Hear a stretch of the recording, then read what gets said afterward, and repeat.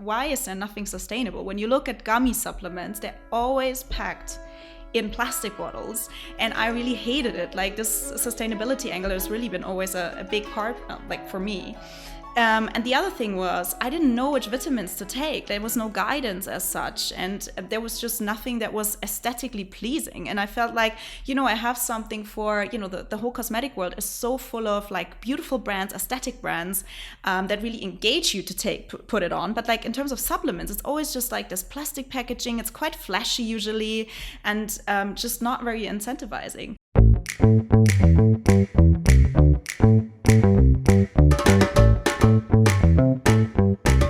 Hey guys, and welcome back to another exciting episode of Catch-Ups in My Kitchen with me, Georgia Simmons, host of the podcast. This week I'm joined by Nele, founder of the gummy brand Naeo. Naeo is a holistic supplement gummy brand which is on a mission to help you improve your health, skin and immune system through providing you with delicious gummies to incorporate into your everyday. Nele had a tough journey with her health growing up due to a mixture of diet, constantly changing locations and therefore surroundings, and contradictory healthcare recommendations. It wasn't until she settled down, stayed in one place for a long period of time, and worked on her diet and nutrition that everything began to fall into place. This highlighted to Nele that it wasn't just one element that contributed to her health, but a mixture of elements working together in harmony. Therefore, Nele started Naeo to make supplements accessible and sustainable to incorporate into your everyday in a tasty, nutritious and effective way. I think Nele's health journey is one that a lot of people will be able to relate to, so I really hope you enjoyed the episode, find out about why gummies are actually more effective than taking pill supplements, and just a lot more about health and holistic health. I know my audience here at Catch-Ups in My Kitchen are always really interested to find new ways of feeling the best versions of themselves, and so I hope this episode will provide that for you. Enjoy the episode, and as always, have a lovely, lovely rest of your day. Nele, so nice to have you in my kitchen. How are you? I'm great, thank you. So we have an elevator pitch to kick things off. Can you explain who you are and what you do? So I'm Nele. I'm a certified nutrition coach and the founder of Naeo Nutrition. And our mission is really to help people get to know supplements in an easy, fun and accessible way and make it just a very easy and enjoyable treat to take on a daily basis. Amazing. I'm so excited to talk about this because I feel like the gummy space is expanding and growing, and there's so much to talk about when it comes to supplements, and it's such a fun way of taking them. But before we get into all of this, we have a quick fire round about all things food. So, sweet or savory? Savory. Pizza or pasta? Pasta. Go-to cuisine? Oof, that's a difficult one. I would say Greek, probably. Ooh, good one. No one said that yet. Cook in or eat out? Eat out. Yeah, and what's your favorite Deliveroo? Probably Thai. Good Rosa's Thai, I guess. Yes, that is a good basic, one. but always good. Always good, always delivers. Okay, I'd love to start at the beginning, like your childhood and your health journey growing up. Can you share a little bit about what growing up was like and also your health struggles? Of course. So I think what's like important to know from the background is that I always grew up in, various different countries, various cultures. And I think that really, triggered some sort of, not only like the sort of cosmopolitan understanding, but also it always, pulled me from one background to the next and, kind of stressed me out in my body, I would say, because we were living in Greece, we were living in Germany, we moved several times when we were in Germany. And I think when I was, around 12 years old, I developed acne, and it started like just a little bit, but then my mom was like, oh, that's not a problem. And then we went to the doctor, and he said, oh, well, it's nothing. Don't worry. Here's your cream. Here's your whatever.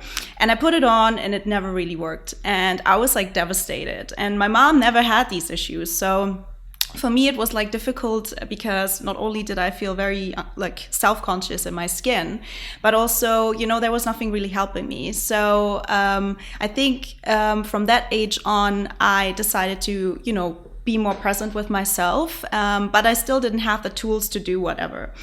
And I was living in the time in Germany. And they, my parents divorced, so it was quite a, rough time for me as a child, I guess. And obviously these kind of emotional triggers then really also bring out diseases or sort of skin issues in you. People have rashes. I developed acne. So I think in that sense, it just didn't really help, I believe. And then we went to more doctors and tried to help, and they all just gave me like antibiotics, they gave me pills, whatever.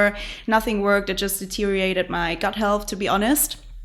And that was basically most of my childhood. So I remember I was really going from one dermatologist to the next, and nothing really helped me. And I was, not very happy. And then I moved to the UK to go to the school. And I think the food at school was just not really, my thing. So it was like, I remember we had like Fried Friday where everything was fried, including like Snickers bites. I'm not sure which. Oh my God. Yeah, it was like great. This is terrible.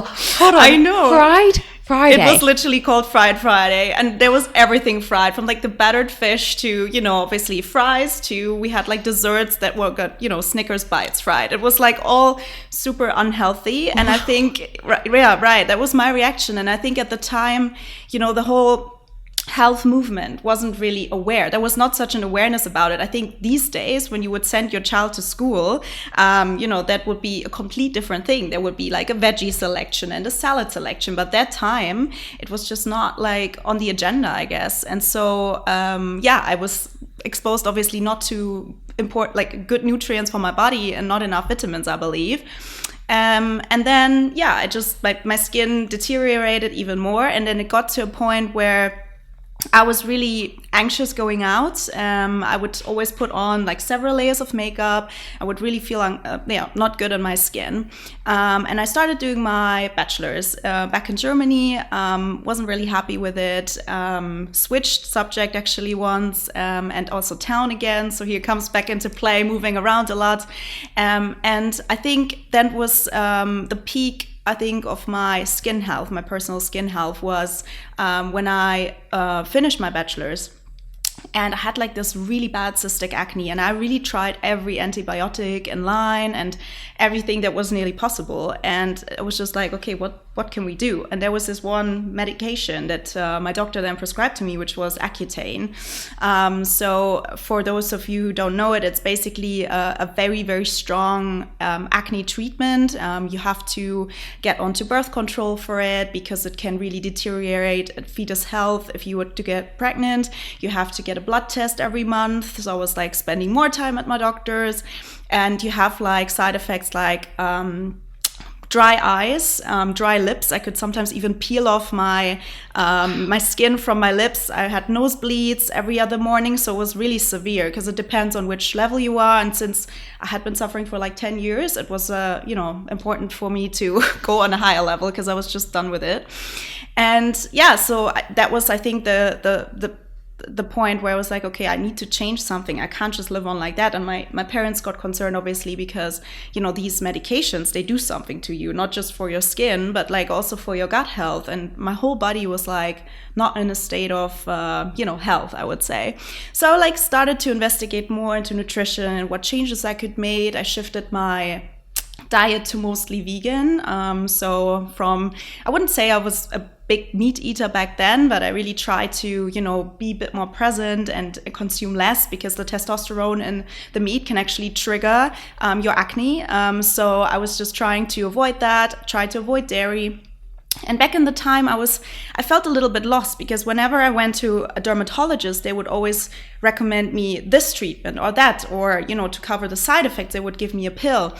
And I always thought, well, but like no one has actually ever asked me like how I'm emotionally doing, how my mental health state was, what I'm eating. So only by looking at blog posts, I realized that, for example, consuming dairy can actually cause acne. And that, obviously your emotional state of mind can really, trigger things in you. And so I think that was really when I started to be more aware of, what levers in my life I can pull to make changes. And then basically that was 2019. So I had finished with my bachelor's, and I went to Munich. And I remember it very vividly because I used to work at Estee Lauder back then. And so obviously there's a big cosmetic company, right? And all my colleagues went into work with like super beautiful makeup. They all looked super beautiful. And then I was like, okay, I need to kind of keep it up. And also because they had like, initially when you take Accutane, your skin actually gets worse. So you actually have these kind of rashes, but like big time. And then, I tried to cover it up. And it was really, I think that was the lowest point when I was at my acne, because when it gets so bad, it's really like you don't want to go out. You don't want to not even go to the gym without putting makeup on. And it was just not a very good time. And I remember one time someone came up to me and was like, what are these rashes in your face? And I felt so intimidated because of this. So I think this was really like when I got really anxious about like my, how my skin looked and what I would do. And gradually, luckily, it got better, because that's a good thing about Accutane. It does get better after a certain amount of time. So for like a year or so, I had like then perfect skin, like baby skin, like literally, I think I never had these amazing skin back. And I went to London, and I think then, I'm not sure what it was exactly. So I think there's like a 25% chance of your acne returning once you were on Accutane. And for me, that happened. So it was like, okay, no, I can't just go on it again. This is like too much for me. And then I decided to really look into nutrition more, and really try to shift my mindset in terms of, okay, what veggies I'm eating, which are good for me, what is like very good for your skin, what I'm drinking, increasing my hydration, going on walks, stacking those positive routines in my life, and also becoming more confident in my own skin, because no matter how bad you look in that kind of physical way, because of your rashes, you need to feel like your very best. And it's not about how you look, it's really about how you feel. The problem is obviously with acne that it kind of correlates.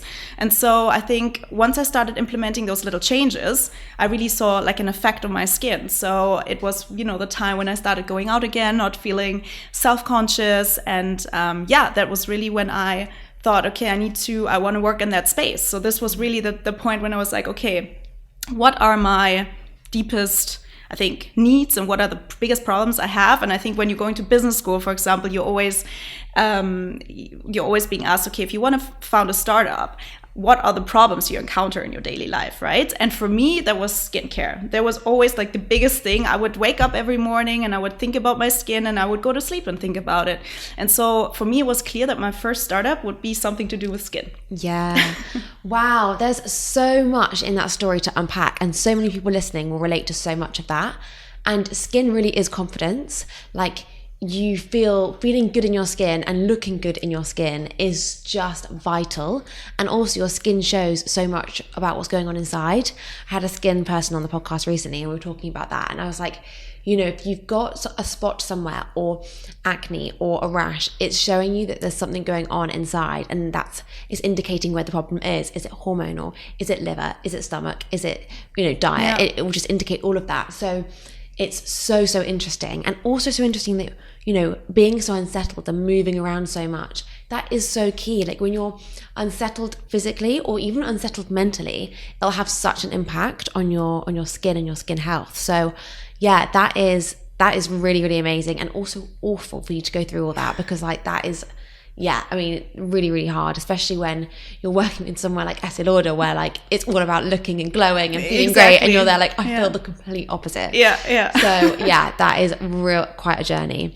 So I guess it's really important to highlight that it's the link between nutrition, like wellness, lifestyle, all of these things are linked together. 100%. And I think people think it's one, but all these pillars are so interlinked, and it's just such a holistic thing, which I don't think doctors are great, don't get me wrong, but I don't think they focus enough on this. 100%, I think it really is, they're just prescribing you with creams and things to take, but actually diet and how you're feeling mentally is a huge part of all of this. So yeah, super interesting. So your first business, and you mentioned, let's talk about this. What was it? Because Explain.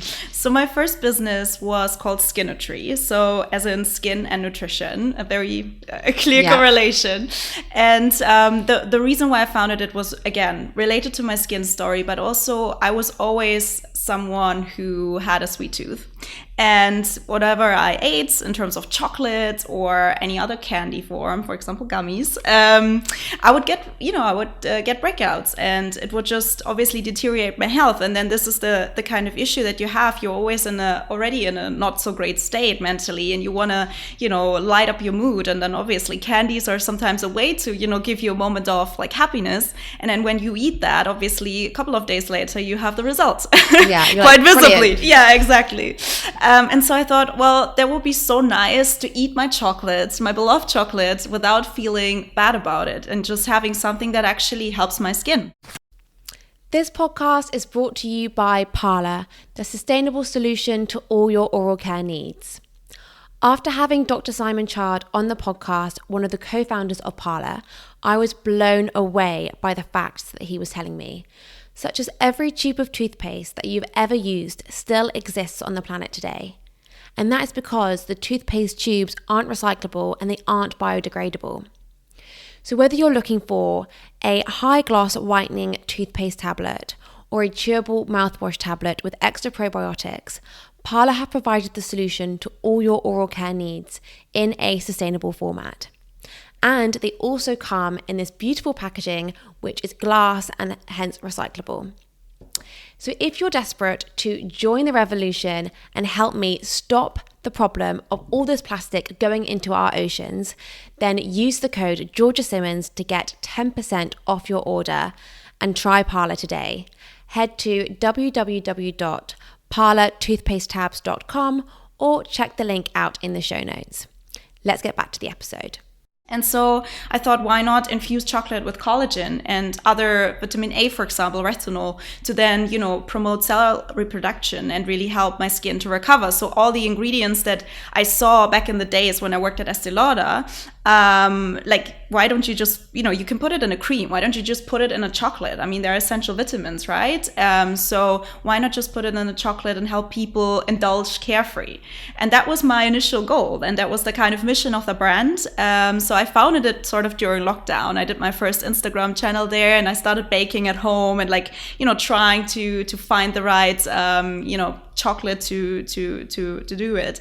But then it was really when I came to the UK and I studied here in the business school that I finally found a supplier who could produce it for me in a proper way, because obviously I wouldn't produce it in my kitchen. No. And yeah, that was a really cool journey, because obviously it involved a lot of chocolate testing, which was great. Fun. And also great for my flatmates back in the days. And I still have friends of mine saying, Nele, I really missed Skinetry. We always had this chocolate. And I loved it, but it was I think the reason then it was just maybe not the right startup to go with was just because the margins weren't great on chocolate, and there were ethical concerns around it. Obviously child labor on the cocoa plants, it's not something you can really control when you're sitting in the UK and you don't know what's going on in Colombia. And so that was really the time when I had my first doubts, I guess. Okay, interesting. Yeah. I love talking about business. This is going to sound really bad. I love talking about businesses that haven't worked, because I've had so many, and I think it's so nice to be able to look back and think, I love this, this, and this, but in hindsight, that wasn't right, and that didn't work.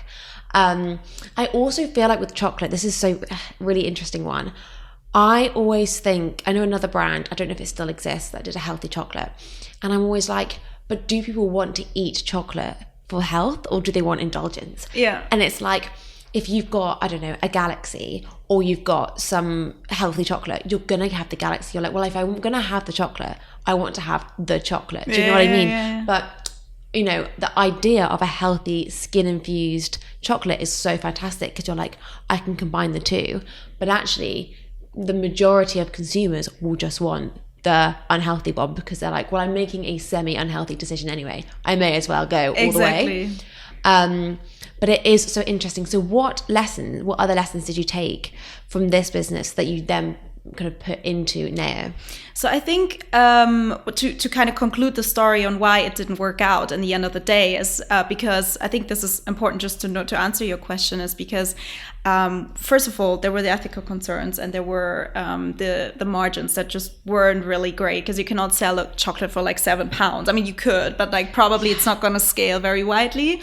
And then my supplier basically told me, and that was October 3 years ago, and he told me, Nele, sorry, but there was someone who came in with a bigger order, so I cannot produce your chocolate right now. And it was just before Christmas season, obviously the biggest season of the year.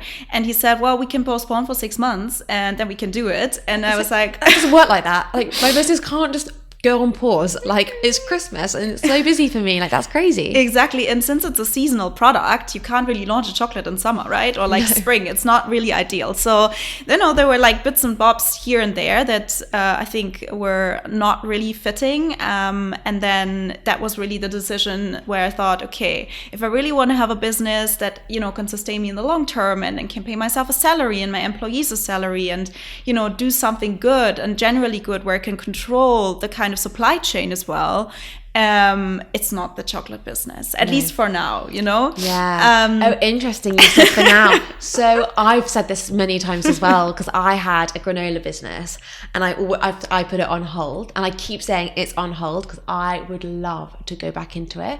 But do you think maybe in the future you will? Never say never, I guess.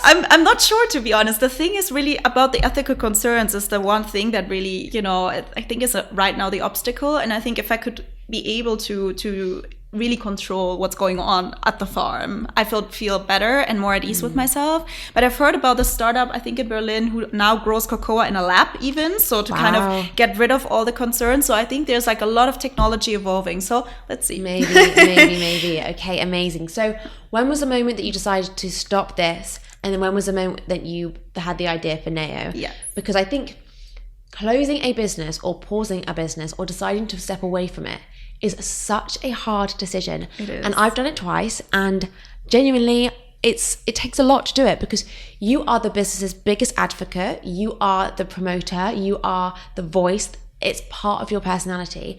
To then be like, okay, actually this isn't happening anymore, bye, move away. Like, it's really, really, really hard. You feel like people are going to be like, what? You think people are going to ask questions, when actually they don't. But it is a hard decision. Yeah. So how did you do it? And then how long was the gap between this and Naeo? Mm-hmm.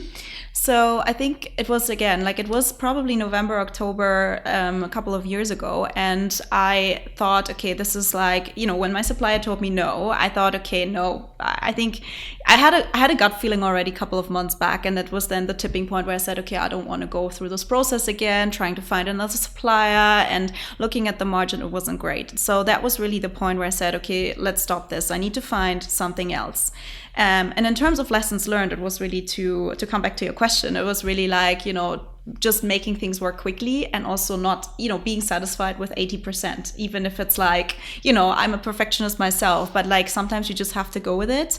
And then also really focusing on the team, because I think the team is what drives it. And back in the days, I was still doing it on my own, and it was not very, there wasn't a business. It was more of a project, I feel, looking back at it now. And when I then decided to leave it, I felt like it was sad, because people had known me with Skinner Tree, and I'm still sometimes when I go back to my university, for example, they ask me, oh, like, how's Skinner Tree doing? And I'm like, no, it's different now. It's Naeo. We've moved on. Yeah. But I think that was the point. I felt it was sad, obviously, because it was something that kept me going for like 2 years. But I felt it was the right decision, and I think this was like when you break up with someone, for example, sometimes you feel like you made a wrong decision. At that time, I felt like it was the right decision, and I felt, there was something better for me to come. And what then led me to Naeo was, obviously, I had done all the research in terms of the supplements already that I had to put in the chocolate, and I just thought, wow, there's like this strong growth in supplements in general, but especially also the gummy category. And again, that was a great, I think, learning from my time working at Estee Lauder, because we did work with Douglas, which is like a European sort of retailer for like cosmetic brands, like Sephora essentially. And back in the days when I worked there, they were already like pinpointing out, growth categories, and they mentioned gummies. And so I was like, okay, why not look into this field? Because gummies have a big margin, and they are, consumables as well, and they're scalable, and they don't have these kind of ethical concerns. You don't have to grow a gummy on a field. And so I thought, wow, this might be it. It still satisfied my kind of desire to produce a product which would, cure my sweet tooth, so to say, without being an ethical concern. And then this was really the time when I decided to change it. And I think the proper day, I remember it quite vividly, because that's pretty much 2 years ago now. So I woke up and I thought I didn't feel very good. I felt a little bit under the weather, and I went to my cupboard and I thought, oh my God, this is horrible. Like, I had these empty sachets of pills and, loose vitamins lying around. It was like all on blisters, so very plastic heavy. It just looked gross. Like, I really wanted to close the door immediately again. And I didn't know which vitamin to take. It was like, okay, do I need, I don't know, vitamin D? Probably, but I don't know. Do I need vitamin A? Maybe, I don't know. And then it was like, okay, why is there not a brand which, has it like, first of all, in a sustainable packaging? So that was something that really hit me. Like, why is there nothing sustainable? When you look at gummy supplements, they're always packed in plastic bottles, and I really hated it. Like, this sustainability angle has really been always a big part, for me. And the other thing was, I didn't know which vitamins to take. There was no guidance as such, and there was just nothing that was aesthetically pleasing. And I felt like, I have something for, the whole cosmetic world is so full of like beautiful brands, aesthetic brands, that really engage you to put it on. But like in terms of supplements, it's always just like this plastic packaging. It's quite flashy usually, and just not very incentivizing. And so I decided to, find a company that really makes a difference in terms of it making it fun, easy, and really accessible on a daily basis to take your supplements. Because my I think my one big belief is that no matter how potent your vitamins, you're not going to take them if they don't taste well, and if they are like unpleasant to take. And when we look at like pills and tablets, often people take iron, for example, because it's like a known deficiency, and they have upset tummies and they have gut health issues, especially when taking it on an empty stomach. And so that is like something that then leads to people not taking them, like me, for example. I mean, I would hate taking my iron even though I have a known deficiency, and I thought, okay, there must be like a way to do it. And with gummies, the good thing is that it's a food-based supplement, so you don't have to take it with something else. You can just take it and it won't upset your tummy. And another thing is that gummies obviously are quicker absorbed than any tablet or pill, because they don't have to travel all the way to your gut to be absorbed. So they can literally just be in your mouth, and once you chew, they will be absorbed through your mouth into your bloodstreams, and that's how you get 10 times quicker results. And that was one of the main reasons why I thought, well, I want something that is good to take, sustainable, easy, fun, and delicious. And so, that's how I founded Naeo. Ticks all the boxes. Ticks all the boxes. It's amazing. And it is actually really crazy when you start like looking into things. You're like, why have we always done it the pill way in the past? Like when you start kind of like reading into it, looking into it, and like pulling it apart, you're like, why for years and years and years have we all been kind of conditioned to take pills when actually gummies work so much better? So one of my questions was going to be like gummies versus pills. And I'm guessing the main kind of benefit is the absorption and plastic. Like I remember we've been together before and we looked at these plastic pills, and we looked like if you get a pill and like you can snap it and it's kind of plasticky. I mean, it's not plastic because it does obviously absorb in your body, but like it's crazy. We're all constantly saying like, look at the back of packets, like what's in your granola, what's in your milks, what's in your supplements as well. Like guys, come on. Like it's actually so true. I mean, because in the gummies, like you've got the ingredients, but like you just think, oh, I'm taking my vitamin A, whatever. what else is in there? Like, what is it wrapped in? What is going into your body? It's actually crazy. So yeah, it's really, really exciting. I love the whole concept. So can you explain a little bit about what the different kind of varieties are that you have at Naeo, and then what made you choose those certain varieties? Of course. So we currently have a range of 6 different gummy vitamins, ranging from, we have one for skin, for example, this one. It's our new trial pack. We have the hair gummies, so containing biotin. We have gut health gummies, immunity gummies, sleep gummies, and focus gummies. And the reason why we chose those 6 different gummies were really based on research. So I think obviously skin health is like a big topic. There was not much research that needed to be done, but I think for example our hair gummy was one of the most important decisions that we took was to make it really strong, because with biotin you can't really overdose it. So ours contains like 5,000 micrograms of biotin, which is the equivalent of 500 eggs, which is like a lot.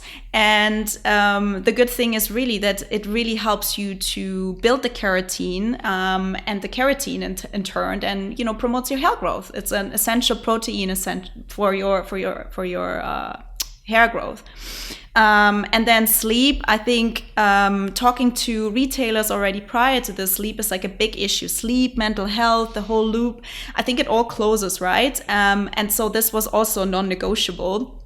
And immunity, I guess this is like something you always need. Right now we're in flu season, right? So you know it yourself, like going into tubes, etc. It's horrible. We don't even want to talk about it. Oh God, horrible. No, that is amazing. That really, really is amazing. And so how many gummies do we need to take in order to get the same amount as taking a pill? Is it 1-to-1? How, because they are like sweets. Like I've tried them. You could just keep on going. So firstly, what's too much? And secondly, how many do you need to take in order to get the right dosage? Yes, so it depends. So for most of our gummies, we have 2 a day, which cover mainly 100% of your RNA, so your daily recommended intake rates. So that's the equivalent to taking a pill. And for our gut health gummy and our biotin gummy, we have 1 a day, 1 to 2 a day. So it really depends on, how you feel, listen to your body, and then wait the results. The good thing is they all contain natural flavors, natural ingredients. So it's really not a matter of, putting some nasty things into your body. So you can't really overdo it. Like you would have to eat probably a ton of them to really cause an issue.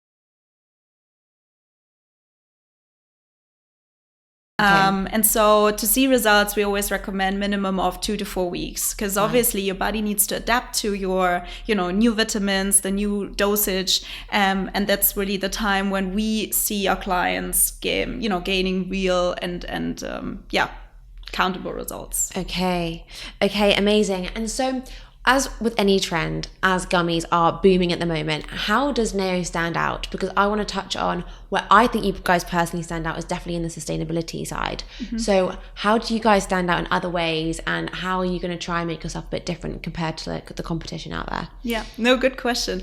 So I think, as you mentioned, sustainability is definitely one of our main angles. So all our packaging is non-plastic, mm-hmm. which was a really big, important thing for us. They are all vegan, gluten-free, and GMO-free. So I think this is really good because it really enables us to reach a broader customer base, and with more awareness in terms of the veganism, etc. I think this is great, and you don't even notice it. So you can take it as a meat eater and take it, but as well as you can take it as a vegan. And the other angle is really the holistic concept. So I think this is also where our soon-to-be launch comes into play. So can't disclose too much yet, mm-hmm. but as you mentioned before, for me, it was always about the holistic angle for nutrition. Because what I struggled with when I took supplements, and I took them whilst doing my Accutane course, for example, is that I always felt no one took a look at the broader picture, and none of the supplements were really helping me to think deeper about my holistic well-being. And so I wanted to create a brand which not only gives you like a product, but really the tools at hand to think more deeply about, you know, your mental state of mind, your, I don't know, activity levels, your, you know, social levels, etc. Because this all plays into part. And so where we really stand out is the holistic angle. And then this is, again, where we're soon going to see, I think, a really great a launch coming up, and right now, for example, we have our bottles. We actually have them here. Yes, so amazing. Well, this is the right direction. So basically, really about making sure you also drink enough, because, you know, no matter how many gummies you take, if you don't drink enough, you won't see the same results. If you don't exercise enough, you won't see the same results. We will launch a journal soon, which then helps you to track your mental health. So it's really about a brand that not gives you the products, but also the tools at hand to then prolong your health journey in a different style. Yeah, I love this, because often a brand can just provide you the product and be like sell it, and like we just want you to buy more. Whereas you're kind of explaining here that you care about the consumer so much, and actually you're there to help them. You're not there just to make a profit. You're there to make them better persons. You want them to drink water, you want them to journal, you want them to feel better in themselves. And a lot of brands, obviously the new brands coming to market now, are thinking like this, but a lot of the kind of older brands 100%. Are just there to make money, just there to make a profit. And that's great, and obviously that's a business. We're here to make money. But obviously the care of the consumer definitely comes first. So also I want to touch on like personalized nutrition, because I know this is something that you guys are also focusing on, and I think it's really good, because obviously everyone is different. Like you may want, you know, you have to have so many glow gummies, but I may have to have less, and like it just depends. So how are you, like the future of Naeo, gonna be kind of focusing on personalized nutrition, and how will you go about doing it? Yes, good that you touched on it. So we are in the making of a personalized, basically offer to our customers, and I think this is exactly where the future is. So the future is definitely personalized, and personalized not only in terms of the gummies that you're taking or the vitamins that you're taking, but also in terms of your personal health journey afterwards. So to give you a little teaser, I think it's really important to not just give you the product, but then also give you a recommendation, for example, for a nearby yoga studio to help you prolong your journey there, or for a sleep and pillow spray. So there are like so many different routes that you can take, and we really see ourselves as the kickoff point to your personal health journey. Whereas with other brands, you get the product and then that's it, you know, they leave you to it. And this is really something that I want to change, that you really feel like you're part of a holistic system and someone takes care of you in a way. It's possible, obviously, as a brand. Yeah, and how do you go about doing that? Because I love this so much. I love the idea, and it's so true. Like the loop should be continuous rather than just stopping. Like it's not a line, it's a circle. Yeah. So how do you go about doing personalized nutrition? Because it's a challenge, and also consumers don't really appreciate what goes into it. Like that's a lot, taking people's personalized needs and giving them their unique solution. How are you going to go about doing that? I think one big solution to it is technology. So we really use technology to identify your needs and then convert them into personalized suggestions, not just for your micronutrients, but also for your overall health journeys. So we will be looking at quizzes that you will be taking, and then potentially, you know, going further, some other tools and mechanisms as such as biomarkers to then help you make distinct decisions. But we're also looking at a different approach, because you spoke about the future for Naeo, and actually just yesterday went into our labs, and we're really looking at some more tech-enabled gadgets to really help you to, you know, make sure that you stick to your daily routine. So there's something really exciting coming out, and I think it's going to help you make the right decisions. Because again, you know, if you, no matter which supplement you take, if it doesn't taste well, or if it's not convenient to take, or there are any other obstacles in the way, you will not see your health results. So that's why for us it's really about not just personalization, but also making it very easy and fun to take. And that's why, you know, we have the attributes in the product. Yeah, it's so exciting. And I think it's a whole new way of looking at the kind of health, wellness, supplement industry, because it is so true. And also I feel like as consumers, we kind of want that quick fix. We kind of think, I feel ill, let me take a supplement, I'm going to feel better. Yeah. No, it's all about consistency. And I think I'm probably a sucker for supplements where I don't take them consistently enough. I'm a massive one on, I want to get all my nutrients from food, which I think is great. But sometimes your lifestyle, your busyness, you can't always do that. So supplements do come into their own in that sense. But I think, yeah, you've got to be consistent with it. And the only way to make it consistent, as you said, is to make them fun, easy, enjoyable, delicious. Have them on the go. I know that's another thing that you guys are talking about, like sachets like that, you know, it's good to have both the big jars and the small. So I think you guys are definitely thinking about all the different avenues, which is super exciting.